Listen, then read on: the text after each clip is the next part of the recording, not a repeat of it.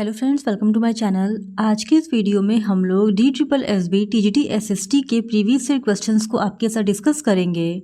इससे पहले के वीडियो में भी हमने DSSB TGT SST के प्रीवियस ईयर क्वेश्चंस को आपके साथ डिस्कस किया है। अगर अभी तक आपने उस वीडियो को नहीं देखा है तो उस वीडियो का लिंक आपको डिस्क्रिप्शन बॉक्स में मिल जाएगा, आप उसे जाके देख सकते हैं। और आज का ये वीडियो DSSB TGT SST के PYQ सीरीज़ का पार्ट 2 है। तो बिना देरी किए चलिए आज का ये वीडियो स्टार्ट करते हैं। तो पार्ट 1 एवं पार्ट 2 के क्वेश्चंस को ऑलरेडी हमने प्रीवियस वीडियो में डिस्कस कर लिया है। आज हम लोग उसके बाद के क्वेश्चंस को डिस्कस करेंगे। तो क्वेश्चन नंबर 1 है, मक्के की खेती के संबंध में दिए गए सभी कथन सत्य है सिवाय। तो इस क्वेश्चन का सही जवाब है ऑप्शन बी, इसे अधिक लवणता वाले क्षेत्र की आवश्यकता होती है। यह कथन गलत है क्योंकि मक्के की खेती के लिए तटस्थ पीएच मान वाली मृदा को उपयुक्त माना जाता है। अत्यधिक अम्लीय और अत्यधिक लवणी वाले क्षेत्रों में इसका उत्पादन नहीं होता है। फिर question number 2, Gangotri glacier Bharat के किस राज्य या यूनियन टेरिटरी में अवस्थित है। तो इस क्वेश्चन का सही जवाब है ऑप्शन ए, उत्तराखंड। गंगोत्री ग्लेशियर उत्तराखंड के उत्तरकाशी जिले में स्थित है एवं भारत की राष्ट्रीय नदी गंगा के प्रमुख स्रोत के रूप में भागीरथी का उद्भव यहीं से होता है। फिर क्वेश्चन नंबर 3, निम्नलिखित में से कौन सा कारकों का संयोजन किसी उद्योग की अवस्थिति के लिए सही है। तो इस क्वेश्चन का सही जवाब है ऑप्शन सी, पूंजी व्यवसायी। फिर क्वेश्चन नंबर 4, निर्भरता अनुपात निम्नलिखित में से किस जनसंख्या संरचना पर निर्भर करता है। तो इस क्वेश्चन का सही जवाब है ऑप्शन ए, एज यानी आयु। निर्भरता अनुपात जनसंख्या संरचना का महत्वपूर्ण घटक आयु पर निर्भर करता है।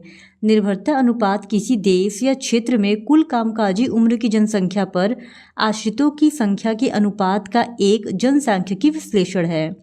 फिर क्वेश्चन नंबर 5, एशिया का पहला निर्यात प्रसंस्करण क्षेत्र कहाँ स्थापित किया गया है। तो इस क्वेश्चन का सही जवाब है ऑप्शन बी, कांडला। वर्ष 1965 में गुजरात के कांडला में एशिया का पहला निर्यात प्रसंस्करण क्षेत्र EPZ स्थापित किया गया। फिर क्वेश्चन नंबर 6, लंकाशायर क्षेत्र यूरोप में किस उद्योग के लिए जाना जाता है। तो इस क्वेश्चन का सही जवाब है ऑप्शन ए, सूती वस्त्र। लंकाशायर क्षेत्र यूरोप में सूती वस्त्र उद्योग के लिए प्रसिद्ध है। फिर क्वेश्चन नंबर 7, निम्नलिखित में से कौन से उष्णकटिबंधीय चक्रवात कमजोर चक्रवात की श्रेणी में आते हैं। पहला उष्णकटिबंधीय अवदाब, दूसरा टॉर्नेडो। तो इस क्वेश्चन का सही जवाब होगा ऑप्शन डी, केवल 1, यानी उष्णकटिबंधीय कमजोर चक्रवात की श्रेणी में उष्णकटिबंधीय अवदाब को शामिल किया जाता है, न कि टॉर्नेडो को। फिर क्वेश्चन नंबर 8, शिवालिक को भारत के उत्तरी मैदान से किसके द्वारा अलग किया जाता है। तो इस क्वेश्चन का सही जवाब है option C, Himalayan frontal fault. Himalayan frontal fault Shivalik को भारत के उत्तरी मैदान से अलग करता है। फिर क्वेश्चन नंबर 9, अनुकूलतम जनसंख्या सिद्धांत निम्नलिखित में से किस अवधारणा पर आधारित है। पहला जनसंख्या आधिक्य, दूसरा न्यून जनसंख्या। तो अनुकूलतम जनसंख्या सिद्धांत इन दोनों ही अवधारणाओं पर आधारित है। इस वजह से इस क्वेश्चन का सही जवाब हो जाएगा ऑप्शन ए, बोथ 1 और 2। फिर क्वेश्चन नंबर 10, भारत के निम्नलिखित किस राज्य में गन्ना नहीं उगाया जाता। तो इस क्वेश्चन का सही जवाब है ऑप्शन डी, हिमाचल प्रदेश। भारत के हिमाचल प्रदेश राज्य में गन्ना नहीं उगाया जाता है। फिर क्वेश्चन नंबर 11, निम्नलिखित में से कौन सा बायोस्फीयर रिजर्व मेघालय में स्थित है। तो इस क्वेश्चन का सही जवाब है option D, Nokrek. Nokrek biosphere reserve Meghalaya राज्य में स्थित है, जबकि पन्ना मध्य प्रदेश में, सिमलीपाल उड़ीसा में तथा मानस असम में स्थित है। फिर क्वेश्चन नंबर 12, निम्नलिखित स्रोतों में से कौन अधात्विक खनिज है। तो इस क्वेश्चन का सही जवाब है ऑप्शन डी, एबेस्टॉस। फिर क्वेश्चन नंबर 13, भारत में सबसे अधिक कारखाने किस राज्य में हैं। तो इस क्वेश्चन का सही जवाब है option C, Tamil Nadu. Reserve Bank of India के अनुसार वित्तीय वर्ष 2020 में तमिलनाडु राज्य में सर्वाधिक कारखाने हैं। फिर क्वेश्चन नंबर 14, दक्कन के पठार को 3 प्रमुख क्षेत्रों में बांटा गया है। इनमें से कौन सा क्षेत्र उन क्षेत्रों में से एक नहीं है। तो इस क्वेश्चन का सही जवाब हो जाएगा ऑप्शन डी, गुजरात। दक्कन के पठार के अंतर्गत महाराष्ट्र, आंध्र, कर्नाटक एवं तमिलनाडु के पठार शामिल होते हैं, जबकि गुजरात इसमें शामिल नहीं होता है। फिर क्वेश्चन नंबर 15, जनसंख्या वितरण की असमानता के संबंध में निम्नलिखित में से कौन सा कथन सही है? पहला, जनसंख्या के वितरण का विश्लेषण महाद्वीपों और देशों के आधार पर किया जा सकता है। दूसरा, दक्षिण एशिया प्रमुख सघनतम क्षेत्रों में से एक है, जो दुनिया की आबादी का लगभग आधा हिस्सा है। तो इसमें से ऑप्शन ए यानी केवल पहला स्टेटमेंट ही सही है, दूसरा स्टेटमेंट गलत है। फिर क्वेश्चन नंबर 16, पॉमर इंडेक्स निम्नलिखित में से किस प्राकृतिक आपदा से संबंधित है? तो इस क्वेश्चन का सही जवाब है ऑप्शन बी, सूखा। पामर ने 1965 में इस सूचकांक को सूखे की गंभीरता को मापने के साधन के रूप में विकसित किया था। पामर सूखा गंभीरता सूचकांक में मिट्टी की जल धारण क्षमता की जानकारी के साथ 2 मासिक तापमान और वर्षा के डेटा का उपयोग करके गणना की जाती है। फिर क्वेश्चन नंबर 17, निम्नलिखित में से भारत के राष्ट्रीय उद्यान राज्यों का कौन सा युग्म सही है? पहला, साइलेंट वैली राष्ट्रीय उद्यान कर्नाटक। दूसरा, बांधवगढ़ राष्ट्रीय उद्यान राजस्थान। तीसरा, कान्हा राष्ट्रीय उद्यान मध्य प्रदेश। तो इस क्वेश्चन का सही जवाब होगा ऑप्शन बी, केवल थर्ड, यानी कान्हा राष्ट्रीय उद्यान मध्य प्रदेश में है। ये स्टेटमेंट सही है और पहला और दूसरा स्टेटमेंट जो है वो गलत है, क्योंकि साइलेंट वैली राष्ट्रीय उद्यान कर्नाटक में नहीं बल्कि केरला में स्थित है। वहीं बांधवगढ़ राष्ट्रीय उद्यान राजस्थान में नहीं बल्कि एमपी में अवस्थित है। इस वजह से ऑप्शन बी यानी केवल तीसरा स्टेटमेंट ही सही है।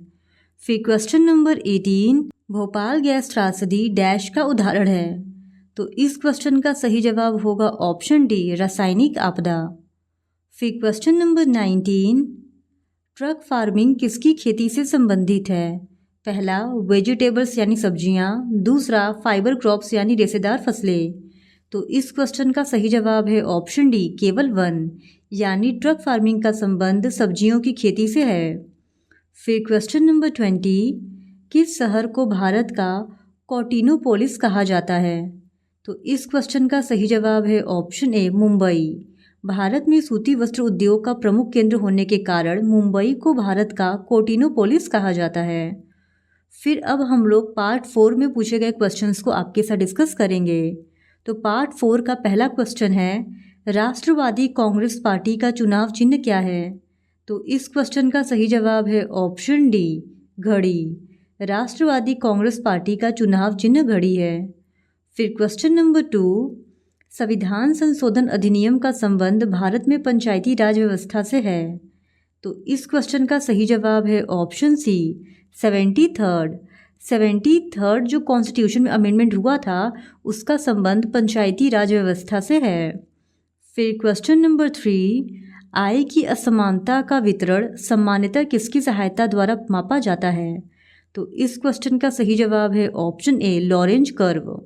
लॉरेंज कर्व आय की असमानता को प्रदर्शित करता है। लॉरेंज वक्र को 1905 में मैक्स ओ लॉरेंज द्वारा प्रतिपादित किया गया था और लॉरेंज वक्र का उपयोग आर्थिक असमानता के साथ साथ असमान धन वितरण का प्रतिनिधित्व करने के लिए भी किया जाता है। फिर क्वेश्चन नंबर 4, भारत में निम्नलिखित में से किस राज्य में पंचायती राज व्यवस्था है? तो इस क्वेश्चन का सही जवाब है ऑप्शन डी, त्रिपुरा। फिर क्वेश्चन नंबर 5, भारत में संघीय व्यवस्था की अवधारणा निम्नलिखित में से किस देश के संविधान से ली गई है? तो इस क्वेश्चन का सही जवाब है ऑप्शन ए, कनाडा। फिर क्वेश्चन नंबर 6, निम्नलिखित में से कौन सा भारत में विकास बैंक का उदाहरण नहीं है? तो इस क्वेश्चन का सही जवाब है option D, Indian overseas bank. फिर क्वेश्चन नंबर 7, किस सामाजिक समस्या का संबंध सेन सूचकांक के साथ है? तो पहला है गरीबी यानी पॉवर्टी। दूसरा, लोक स्वास्थ्य यानी पब्लिक हेल्थ। तीसरा, सामाजिक अव्यवस्था यानी सोशल डिसऑर्गेनाइजेशन। तो इस क्वेश्चन का सही जवाब होगा ऑप्शन सी, केवल 1। सेन सूचकांक का संबंध केवल गरीबी से है, यानी ऑप्शन सी, केवल 1 इस सवाल का सही जवाब होगा। फिर क्वेश्चन नंबर 8, भारत में सभी गैर बैंकिंग वित्तीय संस्थान डैश की श्रेणी में आते हैं। पहला ऑर्गेनाइज्ड सेक्टर, दूसरा अंडू ऑर्गेनाइज्ड सेक्टर। यहाँ पे अंडू नहीं अनऑर्गेनाइज्ड होना चाहिए था, ये मिसप्रिंटिंग है। तो इस क्वेश्चन का सही जवाब है ऑप्शन डी, बोथ 1 और 2, यानी भारत के सभी गैर बैंकिंग वित्तीय संस्थान संगठित और असंगठित दोनों क्षेत्र की श्रेणियों में आते हैं। फिर क्वेश्चन नंबर 9, क्रय शक्ति क्षमता सिद्धांत के संबंध में निम्नलिखित में से कौन सा समीकरण सही है? D = घरेलू उद्योग में मूल्य स्तर, E = विनिमय दर, F = एक विदेशी देश में मूल्य स्तर। तो इस क्वेश्चन का सही जवाब हो जाएगा option C, D × E = F। फिर क्वेश्चन नंबर 10, निम्नलिखित में से किसके पास किसी अंतर्राज्यीय नदी या नदी घाटी के जल के वितरण या नियंत्रण के संबंध में विवाद या शिकायत पर निर्णय करने की शक्ति है?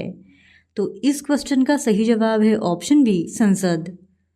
फिर क्वेश्चन नंबर 11, बाजार स्थिरीकरण योजना के संबंध में निम्नलिखित में से कौन सा कथन सही है? पहला, यह प्रबंधन के लिए एक उपकरण है। दूसरा, इसे 2010 में प्रस्तुत किया गया था।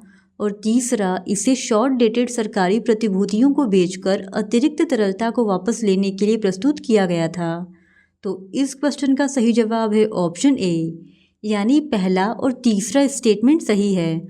जो दूसरा स्टेटमेंट है कि इसे 2010 में प्रस्तुत किया गया था, ये गलत है, क्योंकि इसे अप्रैल 2004 में शुरू किया गया था। फिर क्वेश्चन नंबर 12, जीर्ण प्रच्छन्न बेरोजगारी पाई जाती है। पहला, अर्बन एरियाज़ यानी शहरी क्षेत्र, दूसरा रूरल एरियाज़ यानी ग्रामीण क्षेत्र। तो इस क्वेश्चन का सही जवाब है ऑप्शन सी, केवल 2, यानी जीर्ण प्रच्छन्न बेरोजगारी मोस्टली ग्रामीण क्षेत्र में पाई जाती है, जबकि प्रच्छन्न बेरोजगारी ग्रामीण और शहरी दोनों क्षेत्रों में पाई जाती है, लेकिन ये ज़्यादातर कृषि क्षेत्रों में देखने को मिलती है। फिर क्वेश्चन नंबर 13, क्षेत्रीय दल राज्य के निम्नलिखित युग्मों में से कौन सा सही है? पहला, द्रविड़ मुन्नेत्र कड़गम तमिलनाडु, दूसरा, आम आदमी पार्टी दिल्ली, तीसरा, शिरोमणि अकाली दल हरियाणा। तो इस क्वेश्चन का सही जवाब है ऑप्शन सी, यानी पहला और दूसरा क्षेत्रीय दल और राज्य का युग्म सही है, जबकि जो तीसरा युग्म है राज्य और क्षेत्रीय दल का, ये गलत है, क्योंकि शिरोमणि अकाली दल हरियाणा की नहीं बल्कि पंजाब राज्य का क्षेत्रीय दल है। फिर क्वेश्चन नंबर 14, निम्नलिखित में से सूची में शामिल विषय सूची का कौन सा युग्म सही है? पहला, मत्स्यिकी राज्य सूची, दूसरा, सिविल प्रकृति संवर्ती सूची और तीसरा, रेलवे संघ सूची। तो इस क्वेश्चन का सही जवाब है ऑप्शन सी, यानी ये तीनों ही जो सूची और विषय है ये सही है। फिर क्वेश्चन नंबर 15, निम्नलिखित में से किस कारण को जलोढ़ नदी की विनाशकारी बाढ़ के लिए जिम्मेदार ठहराया जा सकता है? पहला, नदी का घुमावदार मार्ग, दूसरा, बड़े पैमाने पर वनों की कटाई और तीसरा, दोषपूर्ण कृषि पद्धतियाँ। तो इस क्वेश्चन का सही जवाब हो जाएगा ऑप्शन बी, यानी पहला, दूसरा और तीसरा ये तीनों ही कारण है जिनको जलोढ़ नदी की विनाशकारी बाढ़ के लिए जिम्मेदार ठहराया जा सकता है। फिर क्वेश्चन नंबर 16, भारतीय संविधान का अनुच्छेद 243 ZA डैश के चुनाव से संबंधित है। तो इस क्वेश्चन का सही जवाब है ऑप्शन सी, नगर पालिकाओं के। भारतीय संविधान का अनुच्छेद 243 ZA नगर पालिकाओं के चुनाव से संबंधित है और 74वें संविधान संशोधन अधिनियम ने भारत के संविधान में एक नया भाग 9A जोड़ा है और यह भाग नगर पालिकाओं से संबंधित है। फिर क्वेश्चन नंबर 17, निम्नलिखित में से कौन सा एक राजनीतिक दल और एक दबाव समूह के बीच का अंतर है?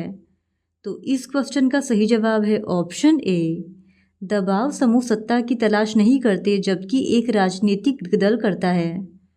फिर क्वेश्चन नंबर 18, निम्नलिखित में से कौन नज़दीक मुद्रा का उदाहरण है? पहला, ट्रेजरी बिल और दूसरा, डिबेंचर्स।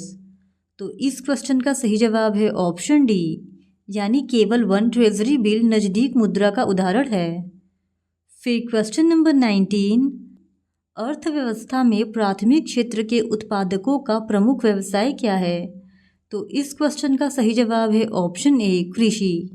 अर्थव्यवस्था में प्राथमिक क्षेत्रकों के उत्पादकों का प्रमुख व्यवसाय कृषि है और प्राथमिक क्षेत्र के व्यवसाय में कृषि, मत्स्य पालन, वानिकी और खनन आदि कार्य को शामिल किया जाता है। फिर क्वेश्चन नंबर 20, भारत के किस राज्य में सबसे बड़ी विधायिका है? तो इस क्वेश्चन का सही जवाब है ऑप्शन ए, उत्तर प्रदेश।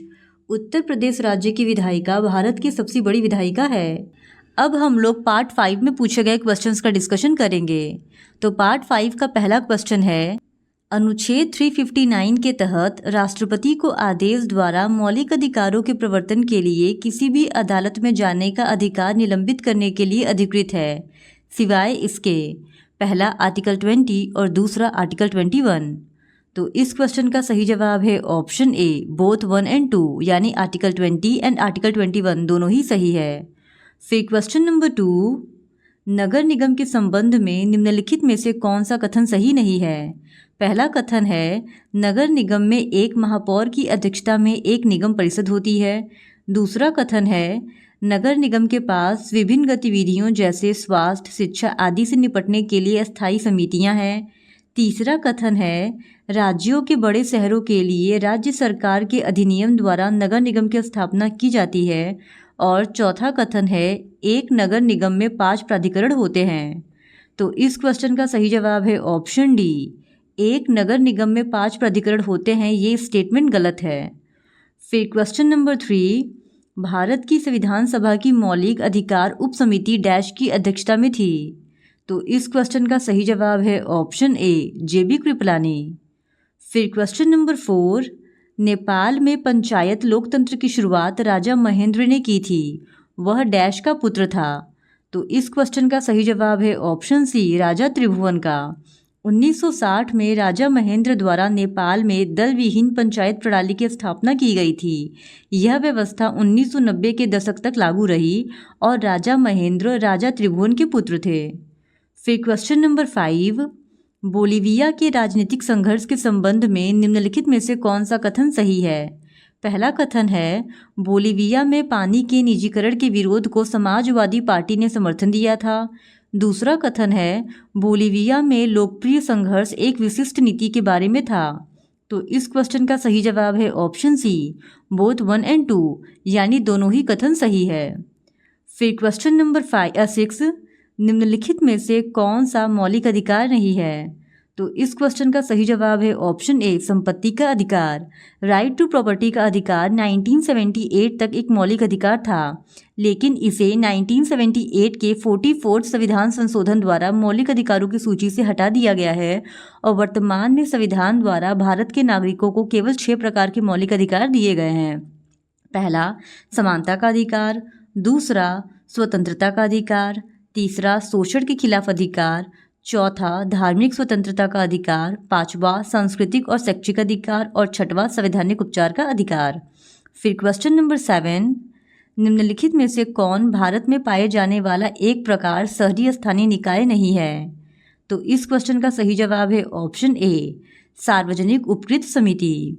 फिर क्वेश्चन नंबर 8, ग्राम पंचायत का नेतृत्व डैश द्वारा किया जाता है। तो इस क्वेश्चन का सही जवाब है ऑप्शन सी, प्रधान। ग्राम पंचायत का मुखिया प्रधान होता है और यह नियमित रूप से मिलता है और इसका मुख्य कार्य इसके अंतर्गत आने वाले सभी गांवों के लिए विकास कार्यक्रमों को लागू करना होता है। फिर क्वेश्चन नंबर 9, भारत के राष्ट्रपति पर महाभियोग चलाने के प्रस्ताव के लिए संसद के उस सदन की कुल सदस्यता के कम से कम बहुमत की आवश्यकता होती है। तो इस क्वेश्चन का सही जवाब है ऑप्शन डी, 2/3। राष्ट्रपति पर महाभियोग चलाने का प्रस्ताव मूल सदन के सदस्यों की कुल संख्या के 2/3 बहुमत से पारित होना चाहिए। फिर क्वेश्चन नंबर 10, भारतीय संविधान की कौन सी अनुसूची नगर पालिकाओं की शक्तियों, अधिकारों और जिम्मेदारियों से संबंधित है? तो इस क्वेश्चन का सही जवाब है ऑप्शन बी, 12वीं। भारतीय संविधान की 12वीं अनुसूची नगर पालिकाओं की शक्तियों, अधिकारों और जिम्मेदारियों से संबंधित है।